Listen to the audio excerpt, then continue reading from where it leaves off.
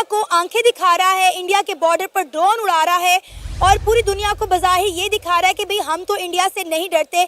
लेकिन पर्दे के पीछे पिछले दिनों बांग्लादेश ने इंडिया से 50,000 टन चावल मांगे। इंडिया ने वो चावल बांग्लादेश तो नहीं भिजवाए, लेकिन अफ्रीका के कई शहरों को इंडिया ने 1,000 टन चावल फ्री में दे दिए। लेकिन अब ये बहुत बड़ी खबर निकलकर सामने आई है कि बांग्लादेश में फूड क्राइसिस हद से ज़्यादा बढ़ चुके हैं। महंगाई जो है वो आसमानों को छू रही है और लोग जो है वो वहाँ पे भूख और अफलास से मर रहे हैं। लिहाजा इंडिया के दिल में पता नहीं क्या बात आई है कि इंडिया ने बांग्लादेश को 25,000 टन चावल भिजवाए हैं। ये बांग्लादेश जो है बेसिकली उन्होंने अपने ही मुल्क के अंदर जो टैरिफ्स हैं राइस के ऊपर वो भी उठा लिए ताकि जो कीमत है वो जीरो ड्यूटी बेनिफिट्स मिले। अगर जीरो ड्यूटी बेनिफिट्स मिलेंगे तो जारी बात है लोगों तक चीज़ें पहुंचना आसान होगी। जय हिंद दोस्तों, आप सबको मेरे चैनल में स्वागत है। दोस्तों, आप सभी जानते हैं कि बांग्लादेश के क्या हालत है। बांग्लादेश हिंदू और ईसाई पर अटैक अभी भी कर रहा है, बट उसी हिंदू कंट्री से चावल मांग रहा है बांग्लादेश। और भारत ने बांग्लादेश को चावल दे भी दिया, मगर बांग्लादेश को लोग अभी भी सोच वही है, इंडिया बॉयकॉट। दोस्तों, आप लोग कमेंट करके बताइए, भारत बांग्लादेश को चावल देके सही किया या गलत किया। इंडिया ने सिर्फ एक एक्सपोर्ट पर बैन लगाया है तो इनके मुल्क में खाने के लाले पड़ गए हैं। वो भी इंडिया ने कहा चलो ठीक है, हम जो है इनको राइस एक्सपोर्ट कर देते हैं। देखिए, बांग्लादेश और इंडिया इन दोनों की एक पुरानी ताल्लुकात है। सिर्फ हसीना वाजिद की वजह से वो ताल्लुकात नहीं थे। ये पुराने कई सदियों से जब से बना हुआ है बांग्लादेश 1971 से, तब से ये ताल्लुकात बने हुए थे। तब से ये ताल्लुकात बने हुए थे। ये ताल्लुकात 1 महीने 2 महीने 3 महीने के गैर मामूली इवेंट्स की वजह से ख़राब नहीं हो रहे। ये तो हर मुल्क में आता रहता है।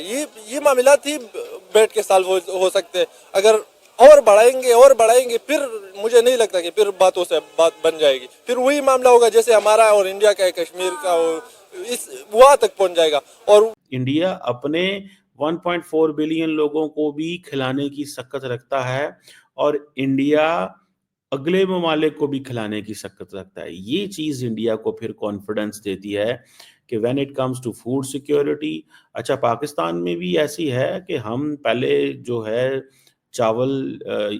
आटा जो है एक्सपोर्ट करते हैं गंदम, फिर हम इंपोर्ट करते हैं कि ओहो ये तो 12 ज़्यादा गंदम बाहर चलेगी, अब क्या करें, कैसे करें, हमें क्या करना चाहिए। मतलब हमारे स्टाइल बड़े डिफरेंट हैं।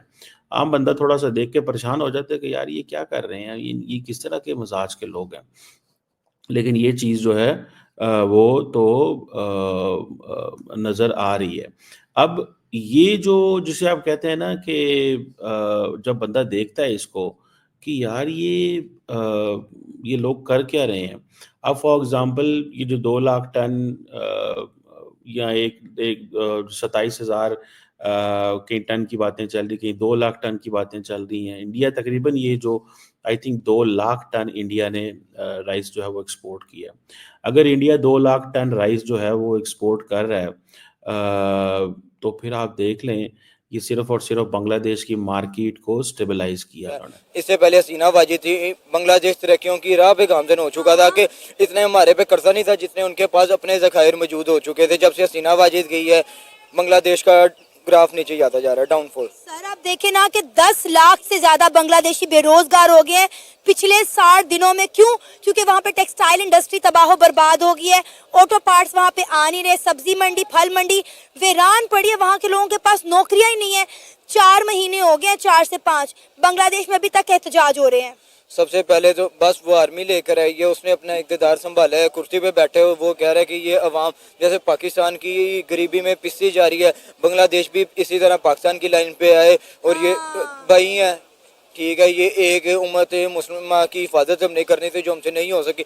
बांग्लादेश भी हमारा भाई है, हम तो इधर जलीलो ख्वार हो रहे हैं। इसी तरह बांग्लादेश भी हमारी तरह मोहम्मद यूनुस जब से आया है तब से वो जलीलो ख्वार हो रहे हैं। अब देखिए वो बांग्लादेश इंडिया को छोड़कर पाकिस्तान की तरफ जो है अपनी राहें हमवार कर रहा है। 1971 से बांग्लादेश इंडिया की गोद में बैठा रहा, अब वो दोबारा पाकिस्तान की गोद में आना चाह रहा है।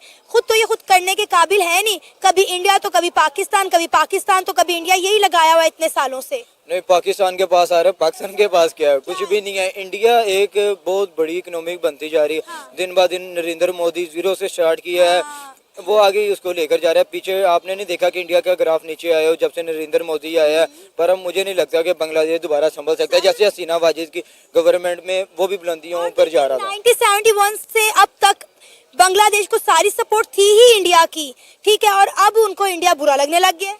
क्योंकि बस अब नई गवर्नमेंट है, उनके साथ मामला बनाने में इंडिया के साथ उनको टाइम लगना था। उन्होंने क्या पाकिस्तान की तरफदारी करें, पाकिस्तान की जितनी 24 करोड़ की आबादी है उसकी सिंपैथी हासिल करें। तो क्या लगता है ये जो न्यूक्लियर पावर प्लांट लग रहा था बांग्लादेश के अंदर रशिया का, क्या वो खतरे में नजर आ रहा है? क्या इंडियन प्रोजेक्ट की तरह इसको भी बंद कर दिया जाएगा मोहम्मद यूनुस की सरकार की जानिब से?